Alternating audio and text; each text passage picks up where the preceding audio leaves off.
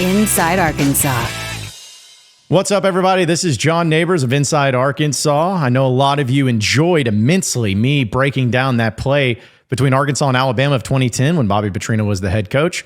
All my analysis and my really in-depth calls and formations and lingo and terms and everything that was just perfectly spot on because I'm a big football guy. You guys enjoyed it so much. Well, I decided to do it again for another really key, I would say iconic, but maybe a play that doesn't get talked about enough from the 2011 season. So let's go ahead and jump into the 92-yard run Joe Adams had against the Auburn Tigers in Fayetteville. Okay, folks, so those of you who may not remember, Arkansas and Auburn, of course, formerly SEC West foes. It's just still weird to say that. Arkansas actually had a lot of success against the Auburn Tigers during the 2008 to 2011 stretch, even throwing in 2012. Arkansas beat Auburn every single year but one, and the one season that they lost to him was a guy named Cam Newton. I heard he was pretty good. But either way, Arkansas, there was just something about him whenever they faced the Auburn Tigers that, for those of you who may not know, the second most points per game that Arkansas averaged against an SEC West opponent in the Petrino era was against Auburn at 37.5 points per game. The team that was just higher above them was the Mississippi State Bulldogs. So whatever it was, Arkansas really had success against these Auburn defenses. I know in 2008, when Arkansas won against Auburn at Auburn, that's when you had Tommy Tuberville as his first, or I guess his last time as coach at Auburn. And then the years following that was when Gene Chizik, who was a great defensive mind and a former defensive coordinator, was also at the helm. Gus Malzahn was the offensive coordinator over there at Auburn too. But still, a lot of little breakdowns and everything, but there was something about the Petrino offense that they saw. So to kind of set up everything in this game, Arkansas ended up winning this game, I believe, 38-10. 38-14 maybe. But they really had Auburn's number in the big play-making ability, in the passing game especially. And leading into this point, this is coming out of halftime, or at least this is Arkansas's first possession of the third quarter. Tyler Wilson was just throwing dimes. In fact, going into this, I believe he had completed an inordinate amount of passes in a row. So he was destroying Auburn there in the very get-go and in the very beginning. So you would think, because of how much success that they were having passing the ball with Tyler Wilson and all the wide receivers, they would, hey, if it ain't broke, don't fix it. Let them try to stop it until they do. We're just going to keep on going with it. No, that's not really what Petrino had in mind. So Arkansas is pinned deep, as you can see. They are sitting at their own 8-yard line, and it's 1st and 10. So looking at this formation and what we see right here, this is kids, as they used to call back in the day, a thing called the I formation, right? Because as you see, you have the quarterback with a fullback lined up directly behind him and a running back lined up directly behind him, making a thing called an I, like the letter. That's right. I feel like it's Sesame Street. So very classic, very traditional I formation. You have a tight end there, down with a 3-point stance there on the right-hand side. Some kids may call it strong side. And you also have 3 wide receivers lined up. Looks like Kobe Hamilton and Jarius Wright. And I believe that is Marquell Wade. The quality is hard to tell, but could be another wide receiver. But either way, the unique thing about this is not the I formation. That's something that's been around for a long time. The unique thing about this is Joe Adams being at the running back position of the I formation. Because from my knowledge, and I went back and I checked it out, from all I saw, Joe Adams had never run the ball like this. Joe Adams had never ran an I formation. And if he did, it was one other instance maybe, and it didn't obviously have the big play that this one ended up having. So think about if you're Auburn, you're coming out here, you got a 4-man front, 3 linebackers sitting there. I mean, this is very basic football right here. I mean, you got a 4-3 defense lined up against I formation. It kind of feels like it's the mid-2000s again. So you have it very general, very like this, but Joe Adams is the X factor. He's the one that is the weird part of this formation. So if you're Auburn, you would think that coming out and seeing Arkansas in this formation right here, and you see Joe Adams, you have probably a good idea that he is going to have the ball in his hands or he's going to be doing something with this play. Now, who knows? Maybe because Joe Adams is number 3 and Dennis Johnson, who is the actual running back for the majority of this season, was number 33. Maybe they just got him mixed up. Maybe they got him confused. Maybe they weren't paying attention. But anytime you see something like this, you got to be keeping your head on a swivel. Well, Auburn If they put their head on a swivel, they didn't do a very good job of it. So let's kind of run through this play, very basic. You got Kiero Small at fullback, by the way. I wanted to mention that too, number 36. Really good fullback where his job was to just go and hit people. And he did a really good job of it. So let's run this through, okay? So Tyler Wilson's quarterback. He snaps it. You got the lineman coming over here. You got the coming to the, I guess, the weak side in this particular case. And then you have the linebackers. You see all three of them, they're sensing the run already. They know what's coming in. So you would think, like, if you just stopped it here, it's like, okay, these guys looked at least a little bit ready because over here, Kobe Hamilton in the bottom side of your screen, he's running out. He's not being ultra passive. He's going to go out and he's going to try to also be a lead blocker, lead blocking downfield, right? Right. So here we go. We're going to hit play on this. So this is a perfect setup because look how much the linebackers have already crashed. Like, they're toast after this right here. Look at this. You got 1, 2, 3, 4, 5, 6, 7 Auburn Tigers right there at the line of scrimmage where you have Kobe Hamilton doing a phenomenal job blocking over here. I believe that might be Grant Cook. I could be wrong, but you see him kind of looking like he's about to go low on one of these Auburn players. Like, they got him all trapped, which is going to knock this other guy in the Auburn linebacker behind. So you already basically have them all cut off, even though Kiero Small over here hasn't even hit anybody yet. Your lead blocker has yet to even hit anybody, right? All right, so let's move through it. You have the pitch to there. So, okay, the linebacker, though, that it was Grant Cook, number 72 over there, who went low. So the idea is to hit that player, and hopefully you get this player, this Auburn linebacker, knocked back a little bit, but he springs free. Kiero Small does not cut him off, does not hit him. He's going for old boy over here, this defensive back, this direction, and it really leaves open this linebacker for Auburn to make this tackle, to make this play. But the problem is, this isn't a running back, or this isn't even somebody who's slow. This is Joe frickin' Adams. And Joe Adams, if you don't take the right angle against him and how speedy he was going to make you pay, and that's exactly what happened. So the linebacker comes this way, and you could tell. I guess the linebacker, I guess it's that maybe the D lineman there. It's hard to tell with these numbers, but you see already, he doesn't have the speed. He doesn't have the athleticism. He's toast. No angle, didn't matter. So now you have Kobe Hamilton up right there, blocking the player over here for Auburn in the top screen. Great block, enough. Now, Kiero Small is going to come flying in, and you can see where his head is at. He's already looking down. He's going down on this dude. Like, he's crazy. He's going to go in and he's going to block this dude and just knock him out of the play. You just got to get it enough because Joe Adams is going to take care of the rest. So he comes in that low, and now look, he hits him a little bit, and he kind of bounces him back. So the D lineman here, stretching out his arm, he has no chance of getting Joe Adams. And Kiero Small blocking this guy right there perfectly, knocks him off balance. He can't make that play. I mean, look, his back is going to be towards Joe Adams. He's not going to make a tackle that way. The only other guy that has a possibility right here is the guy that Kobe Hamilton's got, which I know Auburn fans are watching. Is like, look at Kobe, he's holding. Well, you got to see it in real time. There's no hold there. But Joe Adams is a great enough athlete and fast enough to, you just got to knock these guys off slightly to make a play. So look at this play by Joe Adams. I mean, it was a great executed play. But look at this play by Joe Adams here, okay? So Kiero Small's down on the ground. All right? D lineman, no chance. The player that Kiero Small blocked, he's facing Joe Adams now, but because his momentum has knocked him towards the sidelines, he's not going to make this play. The only other guy, again, is the player of number 25 here for Auburn that's going to be coming towards Joe.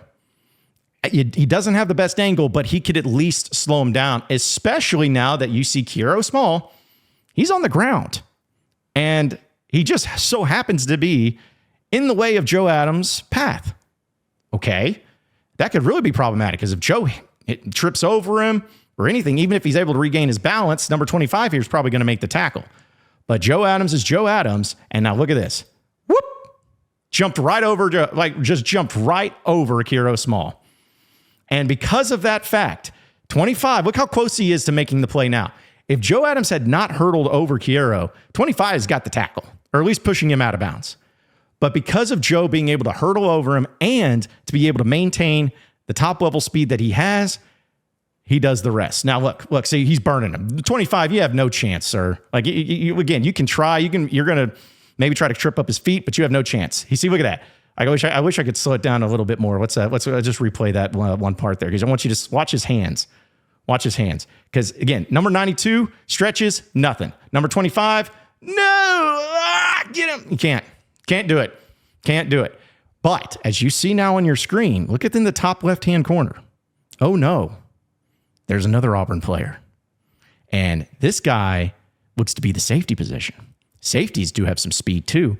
And it looks like where his stride's at and the direction he's facing, this could be a way of catching Joe Adams. And because who knows, maybe he has insane speed. Maybe he's as fast as Joe Adams. Maybe he's faster. So this could be problematic. Well, Joe's burned everybody else. He's got one man to beat, right? Man, hopefully he can do it. Hopefully he can juke him. Hopefully he can do a spin move. Hopefully he can just outrun him, but you never know. But luckily for Arkansas and luckily for that Bobby Petrino offense, they always come prepared. Look at this. I also wanted to mention this guy downfield. Number 12 here, you can already tell by this way that we've made to the next screen, he doesn't have the speed. And I guess I should have said it wasn't Markwell Wade, it was Chris Gregg that was lined up. So he had no speed. Chris Gregg here, this number 15, we hadn't seen him in the screen until right now. This number 15 here, and mixed in with the defensive lineman, mixed in with the number 12 up there at the 30-yard line. These three guys would have, you would think, if they're SEC players and actually good enough, would make this tackle, I wouldn't say easy, but they were going to force him out of bounds or at least get the stop. But because of one of the many things that Petrino teaches and coaches and puts emphasis on, if you're wide receiver or tight end or whoever, if you're downfield, you better be blocking. Because think about this play of Gregg or replace him with any other wide receiver, any other player for Arkansas. If he's downfield like this, and if he is not doing a good enough job of downfield blocking, they're going to find a way to get Joe to go out of bounds and stop the play. This is why the downfield blocking, for many reasons, but this right here is a great example of why it's a game changer if you have great downfield blocking. And you know, Gregg is doing a good enough job. I'm not going to sit here and be like, he is doing the perfect technique of blocking. Again, it goes back to it. Do just enough. You just got to do just enough to let Joe do the rest of the work. And so because of Chris Gregg being right here, which also having these two guys engaged, number 12, who's at the 30-yard line, he can't close in any faster because these guys are in the way. So number 15 up here is battling. He's going to be battling just to try to force the hand for Joe to go out of bounds. Just trying to do whatever he can. But look at the job that Chris Gregg does. Look at that. This guy, number 15, is holding on to Gregg. He's holding on to Gregg because he's trying to use him as kind of the leverage of keeping one arm over and forcing his way in. I still love how the defensive lineman, old boy in the back, still like out there reaching. He has no chance. But number 12 is closed in a little bit more, but he knows Gregg and 15, he can't make the tackle. And this is also before horse collars were illegal in college football. So who knows, maybe he still thinks he can do that. But because of Gregg and 15 being engaged right here, he's not going to be able to make the play. It's all up to 15. He's got to find a way to disengage from Chris Gregg and force Joe Adams out of bounds. Does he do it? Obviously not. So look at this. So Gregg over here kind of turns him around a little bit because, again, if you're not shoulder to shoulder, shoulder pads to the runner, you're not going to make that tackle. You're going to be off balance. And I remember there'll probably be Auburn fans screaming, he's holding. But if you watch the play again, you could see that the Auburn player was holding on to Gregg. He's trying to sell it. And this is just my reckless opinion and assumption, which we know is true. The reason he's trying to sell it is because he knows he's not going to be able to get Joe Adams out. He knows he's not going to be able to tackle Joe Adams. He knows he's cooked. So what can he do? Well, hopefully he gets a holding call. That's what he's going for. He knows he's screwed. He's going to try to sell the holding call, and hopefully he gets it. Well, he didn't. The one time that Razorbacks didn't get screwed when they play Auburn. So he's going to turn him around, spin him around, and there he goes. Joe Adams does the rest. Just burns him. And I love the celebration here. He just sets the ball down at the end zone and walks back. Gregg with the great downfield block and Jarius Wright. Fans are going crazy there in the stands. Cheerleaders are happy too. Everyone's so happy. This was a top 15 matchup, by the way. Yeah, Joe's a little bit tired. I would be too if I just ran 92 yards and burned them all. So look at this. Yeah, so it gets marked out here. You got the offensive lineman right there. Classic I formation. And Kiro Small is a big key to this too. It's really about, Joe makes the play, and everyone blocked. I'm not taking anything away from everybody. But it's Kiro Small and Chris Gregg where they're not pancaking their guys, but they're doing just enough to let Joe do his thing. And so when Joe runs this toss play, you got a pulling guard here. You got Alvin Bailey up here pulling as well. I think that's Wade Grayson as the right tackle position. So you guys, again, just cutting them off. The linebackers creeped up again, as you remember. So you just had to get them into that second level. Now, again, you can see it from a different angle. This D lineman, he's not fast enough. Kiro Small, he blocks him good enough. Again, he doesn't pancake him. He doesn't engage with him. He just says in his mind, hey, as long as I just knock this dude off balance, Joe will do the rest. But luckily, Joe is extremely heads up and has a lot of awareness and is like, oh, crap, that is a big old fullback that's now on the ground in front of me. What do I do? I'm just going to hurdle like in stride, just like he's like a track star, just doing hurdles, just like, bleh, going on. He hit that triangle button. He was off to the races. 25 can't get him. And Greg, again, this is going to show a little bit of like everyone's like, oh, it's holding. Look, they're like the Auburn player is holding on to Greg. And even if Greg is holding on to him, you're not going to get this call. You're not going to get this call. So he kind of does a little bit enough, and then he comes down. Well, now it switches to the next thing, but you can see it here. Kobe Hamilton, like, oh, I want to put this back just a little bit. Let's go back just a tad. All right. Kobe Hamilton, look at this block by Kobe. Right. He's right here next to my screen. He's going to come in right there on 25, and boom. Oh, that's all you got to do. Wide receiver taking on a linebacker like that, odds are, unless, the wide receiver's just built like a Greek god, you're not going to be able to knock down a linebacker. So it goes back to doing just enough. That's what Kobe Hamilton does. Knocks him off his balance enough. And here comes Joe, and he's still blocking him a little bit. Hurdles over him, burns him to the races. And here's Greg again. Like I said, they're engaged a little bit here, but again, they keep switching angles. Maybe this is a better one. But yeah, they love these people. They think that they got Joe. Come on now. So look at this. They're holding on to each other. Now, so you can see Greg's got a little bit of the shoulder here. But they're not going to make that call, especially from the vantage point of the official back there. He's watching Joe. So, and it's just cut. This is not something that's unique or anything that happens in football all the time that doesn't get called. Again, I think Arkansas, considering how much they've been screwed when they've played Auburn, they can get one and have it slide. So just knocks him off balance, tries to sell it, doesn't get it. And Joe Adams decides to take him to the woodshed. And that is that. Put the ball down, Joe, and celebrate in style. So there you have it.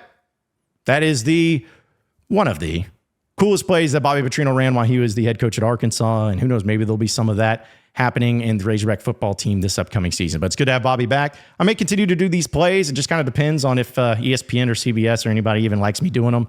CBS didn't like it too much, but I decided to leave up the video anyways. But we're going to have some other plays. And if there's any plays that you want to see broken down and kind of react to and all that stuff with all my big football guy knowledge that I'm going to drop on you, leave a comment, or you can hit me up on Twitter at John Nabors Show. But be sure to subscribe to all things Inside Arkansas. Check out our website at insidearkansas.com. And we're going to keep it moving and keep having fun this upcoming football season. Enjoy the rest of your weekend or week or wherever it is, whenever you're watching this. Just enjoy your time, and we'll talk to you soon.